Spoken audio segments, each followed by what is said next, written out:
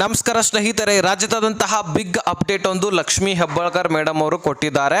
ಸ್ನೇಹಿತರೆ, ಗೃಹಲಕ್ಷ್ಮಿ ಯೋಜನೆಯ ಹಣ ಎಲೆಕ್ಷನ್ ಟೈಮ್ದಲ್ಲಿ ಮಾತ್ರ ಸ್ಪೀಡಾಗಿ ಜಮಾ ಮಾಡ್ತಾರೆ. ಆದರೆ ಉಳಿದಂತಹ ತಿಂಗಳುಗಳ ಹಣ ಸರಿಯಾಗಿ ಜಮಾ ಮಾಡೋದಿಲ್ಲ. ಯಾಕೆ? ಈ ಒಂದು ಪ್ರಶ್ನೆ ಪ್ರತಿಯೊಬ್ಬರಲ್ಲೂ ಕೂಡ ಕಾಡ್ತಾ ಇದೆ. ಎಲೆಕ್ಷನ್ನಲ್ಲಿ ಮಾತ್ರ ನಿಮ್ಮ ಹಣ ಜಮಾ ಮಾಡೋದಾ, ಉಳಿದ ದಿನಗಳಲ್ಲಿ ಯಾಕೆ ಸರಿಯಾಗಿ ಹಣ ಜಮಾ ಮಾಡೋದಿಲ್ಲ ಅಂತ ಕೇಳ್ತಕ್ಕಂಥದ್ದು. ವೀಕ್ಷಕರೇ, ಇಲ್ಲಿ ಒಂದು ಕ್ಲಿಯರಿಟಿಯನ್ನು ನಾನು ನಿಮಗೆ ಕೊಡ್ತೇನೆ. ಸ್ವತಃ ಲಕ್ಷ್ಮೀ ಹೆಬ್ಬಾಳ್ಕರ್ ಅವರೇ ಒಂದು ವಿಡಿಯೋದಲ್ಲಿ ತಿಳಿಸಿರತಕ್ಕಂಥದ್ದು ಲೈವ್ ಪ್ರೂಫ್ ಸಮೇತ ನಾನು ನಿಮ್ಮ ಮುಂದೆ ಇಡಲಿಕ್ಕೆ ಬಯಸ್ತೇನೆ.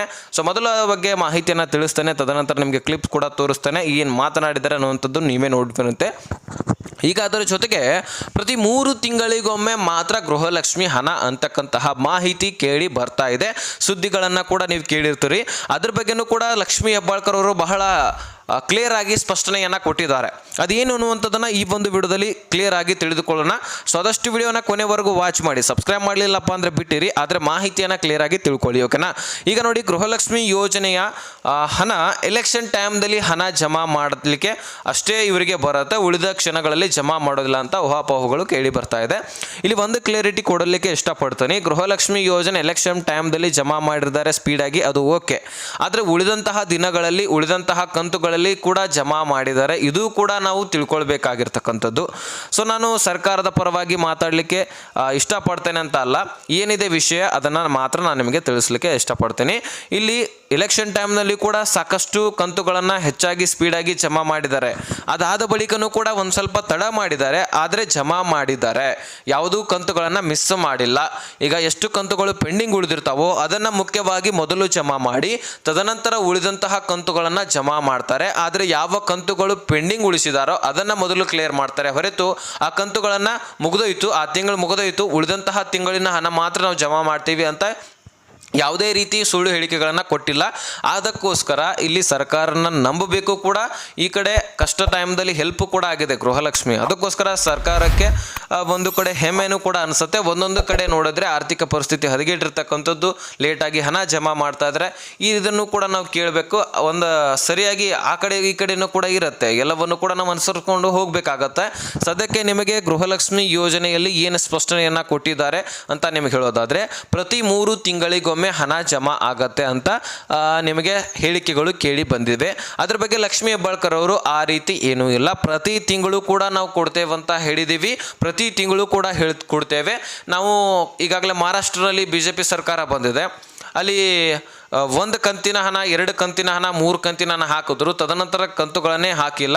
ಸೊ ಅಲ್ಲಿ ಕೂಡ ನೀವು ನೋಡ್ಕೊಳ್ಬೋದು, ಅಲ್ಲಿ ಕೂಡ ಗಮನ ಹರಿಸ್ಬೋದು. ಮಾಧ್ಯಮಗಳಿಗೆ ಈ ರೀತಿ ಒಂದು ಸ್ಪಷ್ಟನೆಯನ್ನು ಲಕ್ಷ್ಮೀ ಹೆಬ್ಬಾಳ್ಕರ್ ಅವರು ಕೊಟ್ಟಿದ್ದಾರೆ. ಆದರೆ ನಮ್ಮ ರಾಜ್ಯದಲ್ಲಿ ಗೃಹಲಕ್ಷ್ಮಿ ನಡೀತಾನೆ ಇರ್ತಾಳೆ. ಎಲ್ಲ ಮಹಿಳೆಯರಿಗೂ ಕೂಡ ಗೃಹಲಕ್ಷ್ಮಿ ಹಣ ಹೋಗ್ತಾನೆ ಇರುತ್ತೆ, ಇದರಲ್ಲಿ ಯಾವ ಸಂಶಯವೂ ಕೂಡ ಬೇಡ. ಈಗ ಏನು ಪ್ರತಿ ತಿಂಗಳು ಕೂಡ ಕೊಡ್ತಾ ಇರ್ತೀವಿ, ಅದನ್ನು ನಾವು ಕೊಡ್ತಾನೆ ಹೋಗ್ತೀವಿ. ಯಾರು ಕೂಡ ತಲೆ ಕೆಡಿಸ್ಕೊಳ್ಬೇಡಿ. ನಿಮಗೆ ಎಷ್ಟು ಕಂತುಗಳು ಪೆಂಡಿಂಗ್ ಉಳಿದಿದ್ದಾವೋ ಅದನ್ನು ಹಾಕಿಕೊಡುವಂತಹ ಕೆಲಸವನ್ನು ನಾನು ಈಗಾಗಲೇ ಮಾಡ್ತಾ ಇದ್ದೇನೆ.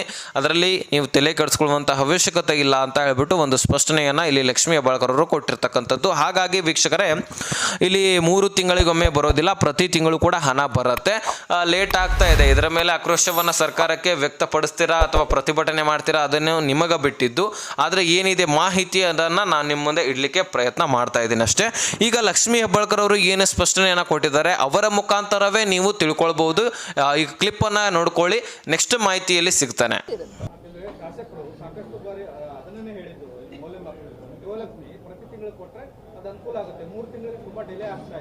ಎಲ್ಲಿ ಯಾರು ಹೇಳಿದ್ರು ಮೌಲ್ಯ? ಬಟ್ ನನಗೆ ಯಾರು ಆ ರೀತಿ, ನಾನು ಈಗ ಅವ್ರಿಗೆ ಭೇಟಿಯಾಗಿಯೇ ಬಂದಿದ್ದೀನಿ.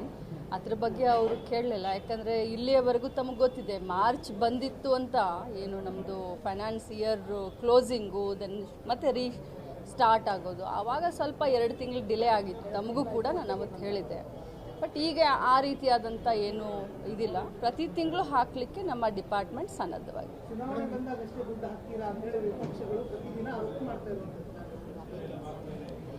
ಇದು ಕರ್ನಾಟಕ, ಇದು ಮಹಾರಾಷ್ಟ್ರ ಅಲ್ಲ. ಚುನಾವಣೆಕ್ಕಿಂತ ಮುಂಚೆ ಲಾಡ್ಲಿ ಬೆಹನ್ ಅಂತ ಹೇಳಿ 3 ತಿಂಗಳು ಹಣವನ್ನು ಹಾಕಿ, ಚುನಾವಣೆ ಆದಮೇಲೆ 6 ತಿಂಗಳು ಹಣನೇ ಕೊಟ್ಟಿಲ್ಲ. ಸೊ ಇದು ಕರ್ನಾಟಕ, ಇಲ್ಲಿ ಗೃಹಲಕ್ಷ್ಮಿ ನಡೀತಾಳೆ.